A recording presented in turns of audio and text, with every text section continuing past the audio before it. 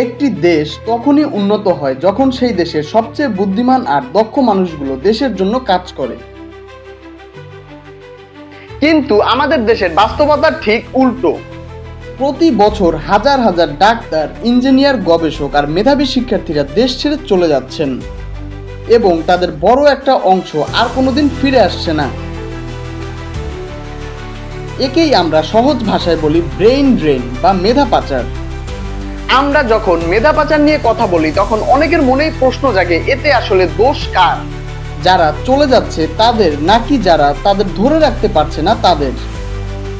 একজন শিক্ষার্থী 16 থেকে 20 বছর বাংলাদেশে পড়াশোনা করে এদেশের আলো বাতাসে বড় হয়, কিন্তু যখনই তার সেই মেধাকে কাজে লাগানোর সময় আসে তখনই সে কেন বিদেশের মাটিতে পাড়ি জমায়?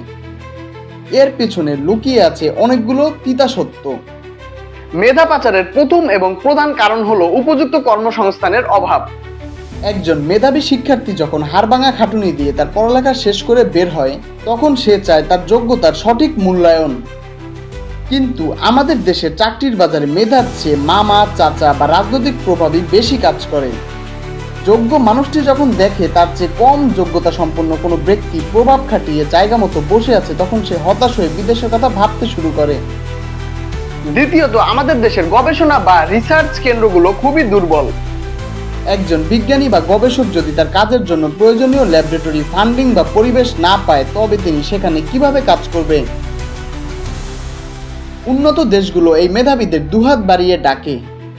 তারা কোটি কোটি টাকা খরচ করে গবেষণার জন্য, যা আমাদের মতো দেশে কল্পনা করাও কঠিন। তাই বাধ্য হয়ে কিছু করার নেশায় তারা বিদেশমুখী হয়।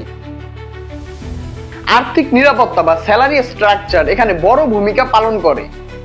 ধরুন, একজন সফটওয়্যার ইঞ্জিনিয়ার বাংলাদেশে যে বেতন পায়, ইউরোপ বা আমেরিকায় তার চেয়ে 10 গুণ বেশি বেতনের সাথে উন্নত জীবনযাত্রার নিশ্চয়তা পায়।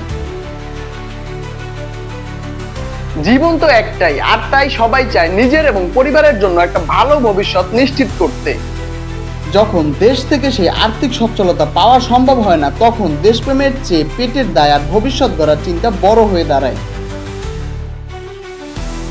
এরপরে আসা যাক আমাদের নোংরা রাজনীতির প্রভাবে। বিশ্ববিদ্যালয়গুলোতে সেশন জট থেকে শুরু করে ছাত্র রাজনীতির অস্থিরতা একজন সাধারণ মেধাবী শিক্ষার্থীর জীবন অতিষ্ঠ করে তোলে। অনেকে পড়াশোনা শেষ করতে করতেই জীবনের মূল্যবান অনেক বছর হারিয়ে ফেলেন। এই অনিশ্চয়তা থেকে বাঁচতে তারা মনে করেন বাহিরের দেশে গেলে অন্তত সময় মতো পড়াশোনা শেষ করে কর্মজীবনে প্রবেশ করা যাবে। সামাজিক মর্যাদা ও জীবনযাত্রার মানও মেধা পাচারের অন্যতম কারণ। আমাদের দেশে একজন উচ্চশিক্ষিত মানুষের থেকে একজন অসাধু ব্যবসায়ী অথবা প্রভাবশালী নেতার দাপট অনেক বেশি।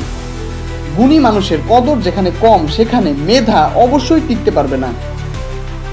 এছাড়াও উন্নত দেশের উন্নত চিকিৎসা সেবা, দূষণমুক্ত পরিবেশ এবং আইনের শাসন মানুষকে আকর্ষণ করে, যা আমাদের দেশে এখনো অনেক দূরের স্বপ্ন।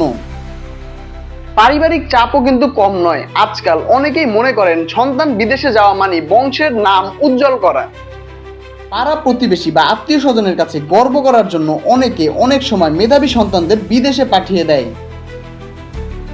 একবার সেখানে গিয়ে সেটেল হয়ে গেলে আর ফিরে আসার পথ খোলা থাকে না।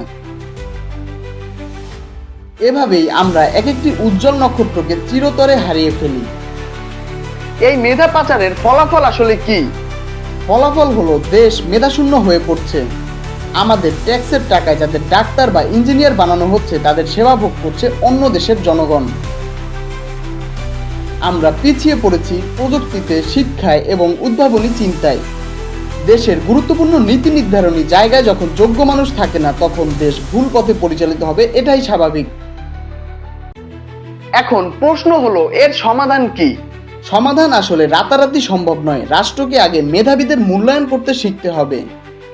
যোগ্যতার ভিত্তিতে চাকরির নিরাপত্তা নিশ্চিত করতে হবে, গবেষণার জন্য পর্যাপ্ত বাজেট বরাদ্দ করতে হবে এবং কাজের একটি সুন্দর ও নিরাপদ পরিবেশ তৈরি করতে হবে। যদি মেধাবীরা দেখে যে দেশে থেকেও সম্মান আর সচ্ছলতার সাথে বাঁচা সম্ভব তবে তারা কেন বিদেশের মাটিতে পড়ে থাকবে? পরিশেষে একটা কথা না বললেই নয়, দেশপ্রেম শুধু মুখে বললেই হয় না, দেশকেও তার সন্তানদের যোগ্য মর্যাদা দিতে হয়।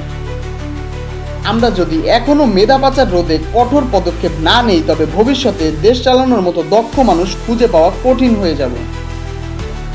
মেধাবীরা দেশের সম্পদ, আর এই সম্পদকে আগলে রাখা আমাদের সকলের দায়িত্ব।